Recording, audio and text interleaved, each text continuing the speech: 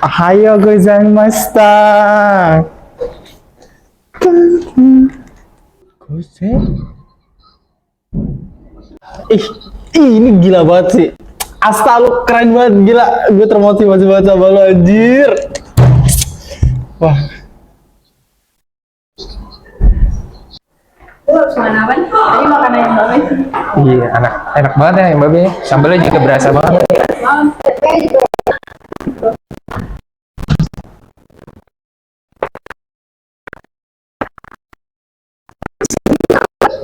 Ibu nonton ini anime.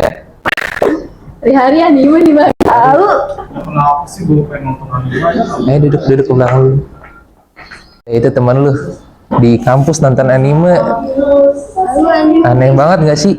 Bisik banget. Iya, nonton nggak bisa diem gitu. Nonton sambil berisik. Namanya di depan. Namanya juga begitu. Lu lihat ah. 하지만 난 말야 너의 밖에선 살 수 없어. Berapa ya? Tapi bagus sih buat transformasi begini.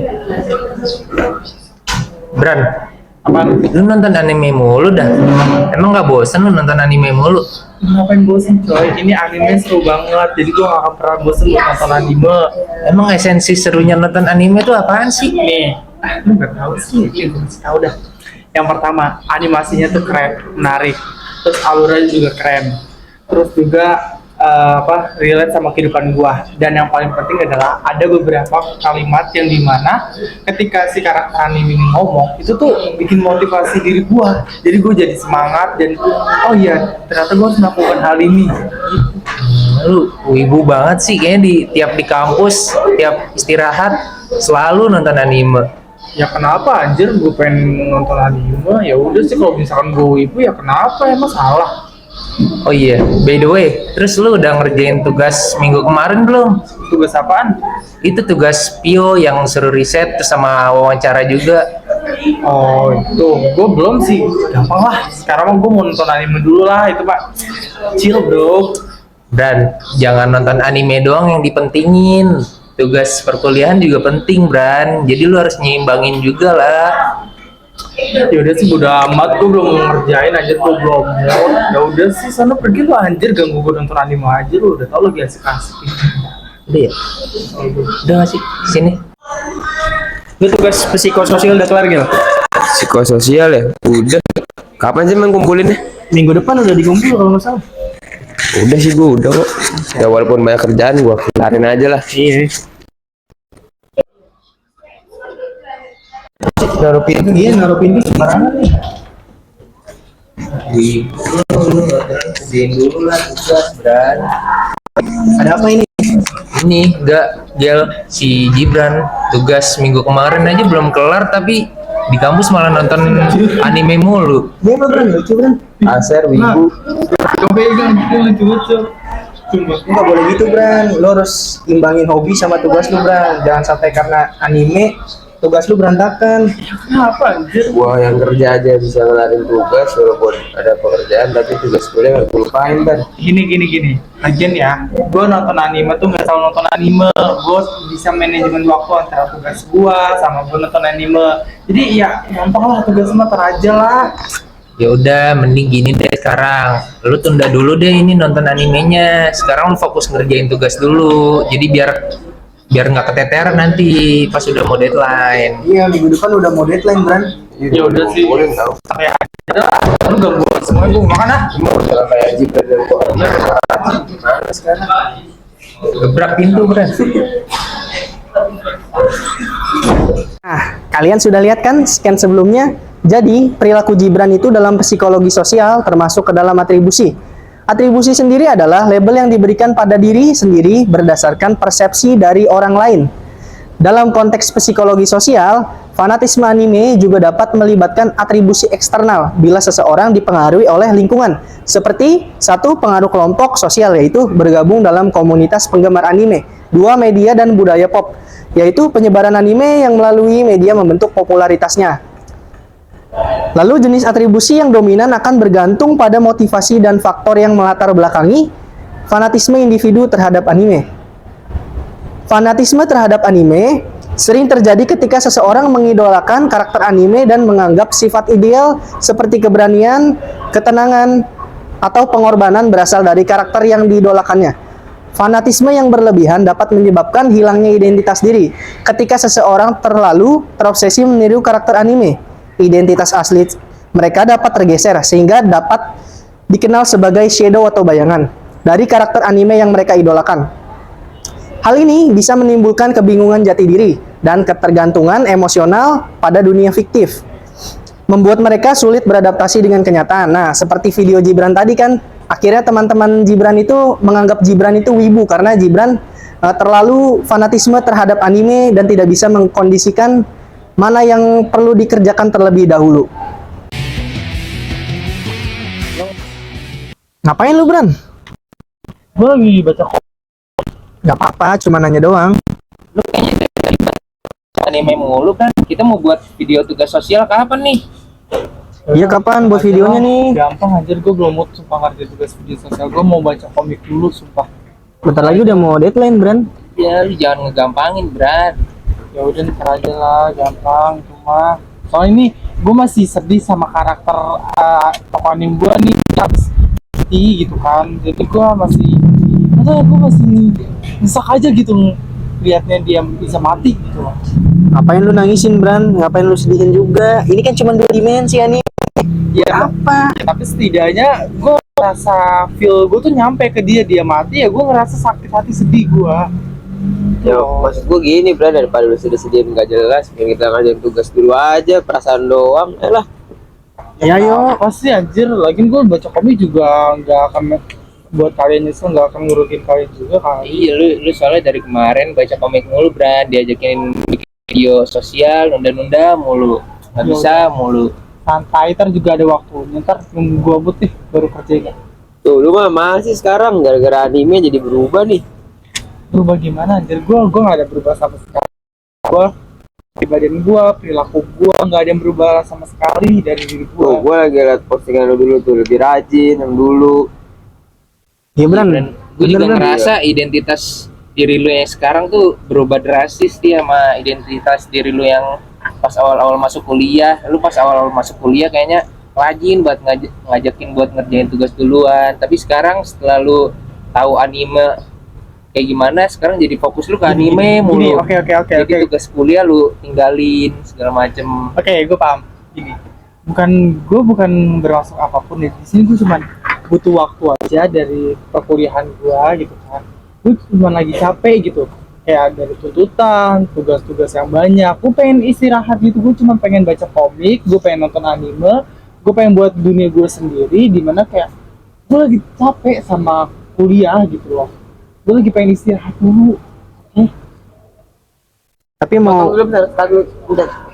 udah nggak usah berdebat. Kalian malah jadi berdebat. Kalau emang dia nggak mau ngerjain ya udah, nanti juga sadar sendiri. Mau kemana, Bran? Lu mau kemana, Bran? Gue mau balik. Kenapa emang? Beban banget. Biasanya duduk-duduk dulu ngobrol. Gue capek anjir, malas gue. Lu pasti kesel sama omongan yang tadi ya. Gak usah dimasukin ke hati, Bran. Lagian lu emang gak ada kesalahan lain selain nonton anime. Ya lu pikir coba tadi lu ngomong begitu, emang gue gak kesel.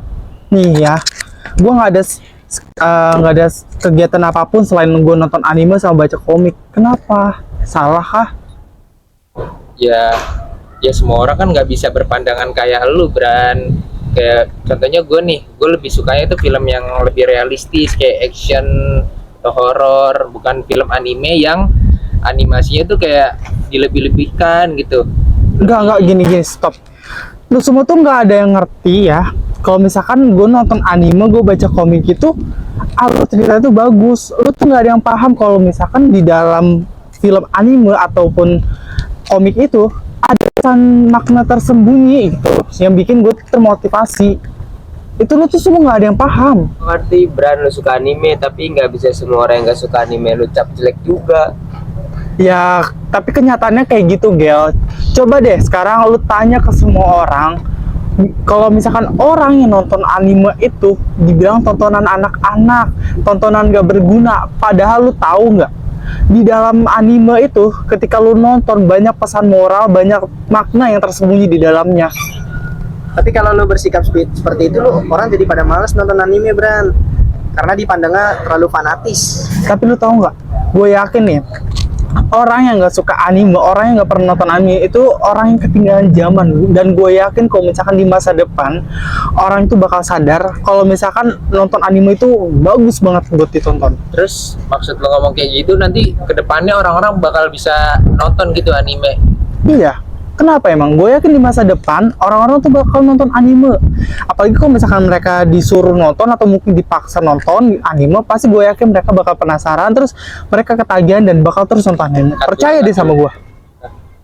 Ya udah Ban, kalau misalnya emang anime itu film bagus tapi tetap nggak tertarik sama ajakan lu, gimana nantinya?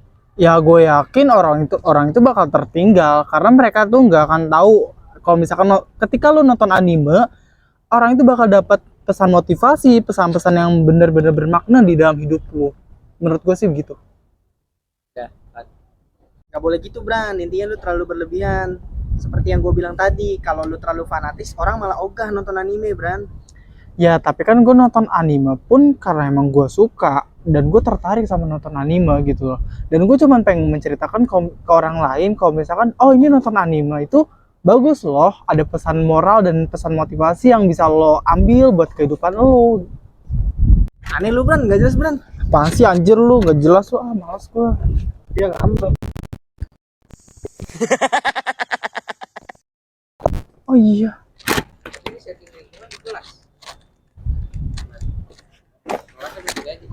Berdasarkan perilaku yang ditujukan Gibran dalam dialog tadi, Gibran memperlihatkan sikap fanatisme terhadap anime. Ia memiliki pandangan kuat terhadap anime dan menganggap anime adalah suatu hal yang penting dalam hidupnya. Selain itu, Gibran menunjukkan perilaku the need to be accurate. Ia merasa bahwa nonton anime itu perilaku yang benar dan tepat, tanpa terpengaruh oleh pendapat teman-temannya, bahkan jika pendapat tersebut bertentangan dengan keyakinannya. Sikap ini menunjukkan bahwa Gibran memiliki keyakinan yang teguh dan cenderung mempertahankan pandangannya tanpa mempertimbangkan sudut pandang orang lain. Nah, ada teori self-fulfilling prophecy. Pertama kali diperkenalkan oleh sosiolog yaitu Robert K. Merton. Teori ini menggambarkan situasi di mana prediksi seseorang meskipun awalnya tidak benar, mempengaruhi perilaku dan tindakan individu tersebut sehingga secara tidak langsung menyebabkan keyakinan prediksi tersebut. Kenyataan dengan kata lain seperti keyakinan awal yang bisa jadi di mana seseorang memicu rangkaian peristiwa yang akhirnya mendukung atau membenarkan keyakinan tersebut. Dalam konteks seperti tadi, dialog Gibran dengan keyakinannya bahwa anime akan menjadi arus utama mempengaruhi perilakunya yang terus mempromosikan anime dengan semangat, dan sikap ini mempengaruhi orang-orang di sekitarnya untuk mencoba anime sehingga pada akhirnya mendukung keyakinan bahwa anime benar-benar menjadi populer. Namun hasilnya juga tergantung pada responnya, seperti respon lingkungan. Kayak contohnya, apakah mereka terpengaruh oleh antusiasmenya atau malah menolaknya. Iku yopi ima entah betara supaman piman daisuki Yos.